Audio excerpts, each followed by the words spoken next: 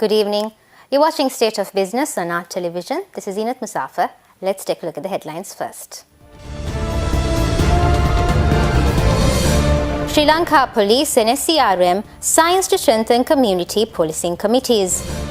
President Sirisena invites all citizens to support achieving sustainable development goals. News in details.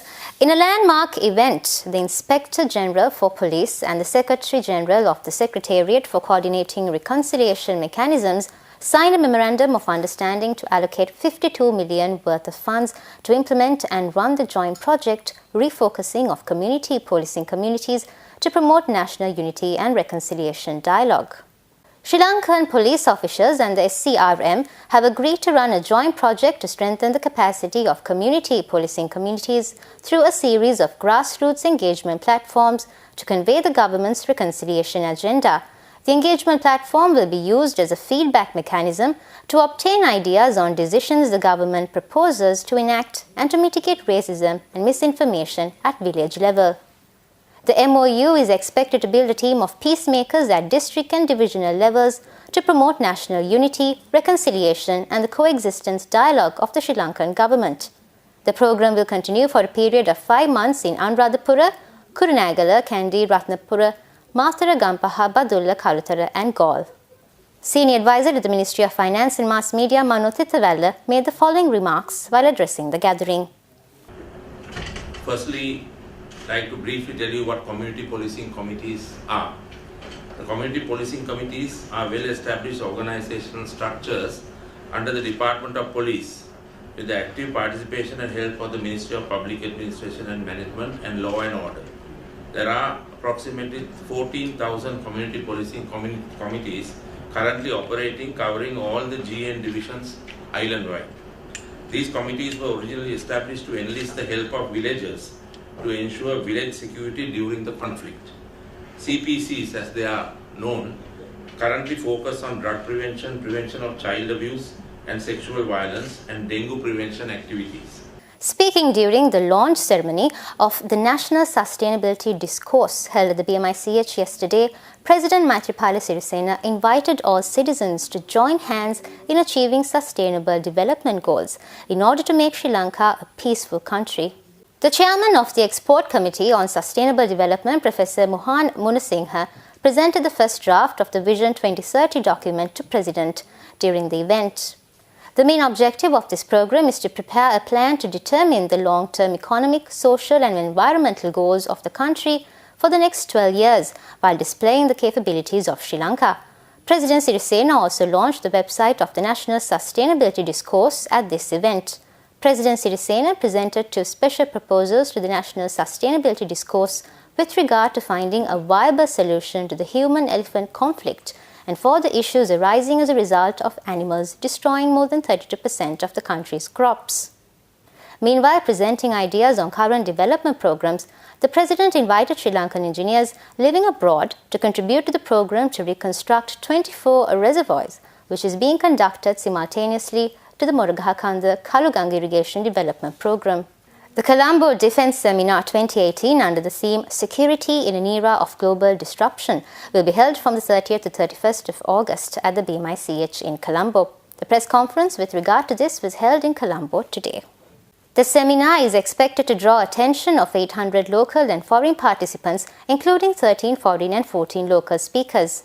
Adding a new dimension to the session, all army chiefs in the SAARC region have been invited for the 2-day session. President Maithripala Sirisena will grace the occasion as a chief guest.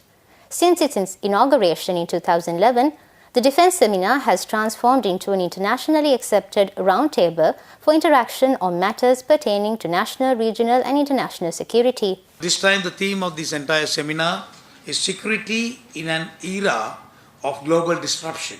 With a lot of studies, analysis, discussions of few months, only we decided to arrive at this theme. We realized it is important for us to understand what is happening globally, what is happening in the region and what's happening around us to be discussed for next 2 days on the 30th and 31st of this month with our counterparts in other armies, other navies or their forces to come around, and the university lecturers and professors, resource personnel to come here and talk about what is happening around us, where are we leading to, and what actions the armed forces should take to ensure the security of the people of any nation.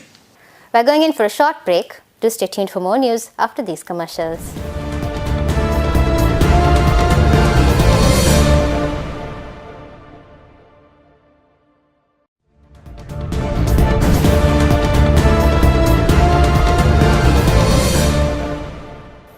Welcome back. During a press briefing held in Colombo today, former parliamentarian Bandula Gunawardena made the following remarks with regard to the economic situation of the country.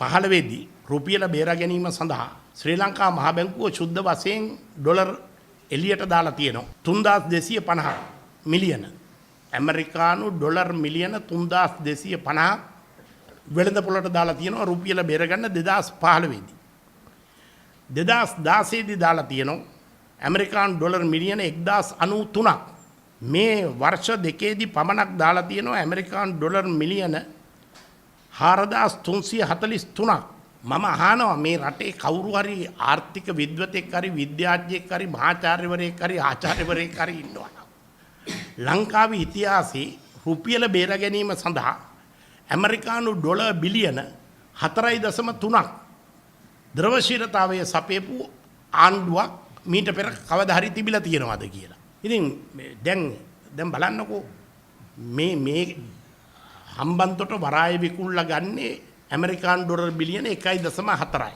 ජාත්‍යන්තර මූල්‍ය අරමුදලෙන් ණයට ගන්නේ අවුරුදු 3කට 1.5යි. මේ නිකම් පුච්චලා තියෙන අවුරුදු දෙකේදී 4.3ක්. මේ 4.3 පිච්චුවේ නැත්නම් හම්බන්තොට වරාය විකුණන්න ඕනේ නැහැ. මත්තල ගුවන්තොටුපොළ විකුණන්න ඕනේ නැහැ. Samsung QLED televisions possessing the world's first cadmium-free quantum dot technology were unveiled at a first-look event in Colombo yesterday morning. The 2018 QLED televisions feature improved picture quality, design, connectivity and intelligence. The new range of TVs offer high picture quality through 100% color volume and HDR10+ functionality to bring out hidden details.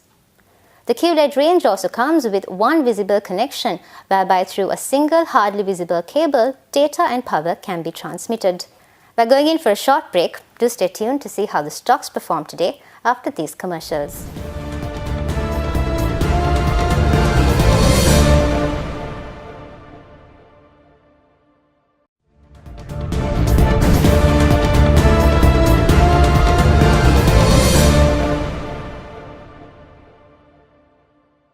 Welcome back. Trading at Colombo Stock Exchange ended on a negative note today. The All Share Price Index dropped 25.02 points to close at 6,117.63 and the S&P SL20 dropped 23.84 points to close at 3,284.55. The turnover was 2.1 billion rupees and 15.8 million shares were traded. Next is Forex rates.